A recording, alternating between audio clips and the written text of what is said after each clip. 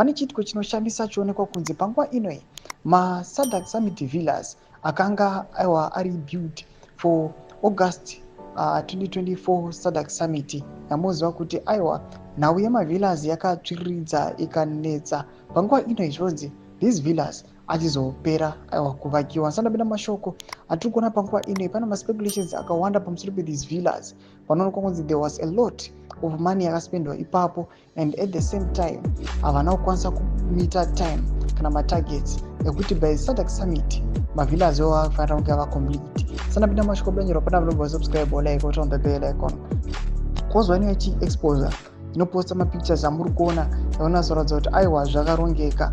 Panapa mudanyora chiti Diplomatic Village aka the SADC Villa in Mount Hamid Marsh Central boundary with Marsh West are now complete.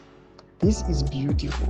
Now let's hear what the costs are, and also are they publicly or privately owned. Ndo mashoko anobudanyirwa panapo tega mutauro wemutungamiri wenyika vana John Charamba, vana Nick Mangwana, vana Jennifer Muswere nemapresidential funds neinformation Zimbabwe panguva ino vachiti takuda kuchinzwa zvizere nokuda kwokuti we have heard kuti these SADC villas ava completed, zvaendwa zvachizopera.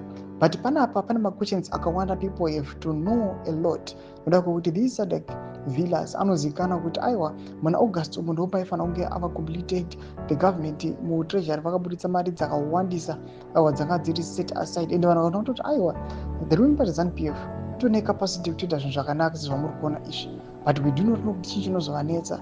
Satozoona kuti mamwe matenders azobudi pachena, dzimwe mari dzinozoshayikwa. Panguva ino vanhu vari kuti chitiudzei pamusoro pemavillas kuti ndeye government here kana kuti ndenyu chete kana kuti zvazvakamira sei, even nemari dzakaspendewa ipapo. Tiudzei mafungiro enyu muri kudii pamusoro pechiitiko ichi. Mina komese kuchema edu mafungiro enyu. So subscribe or like, turn on the bell icon.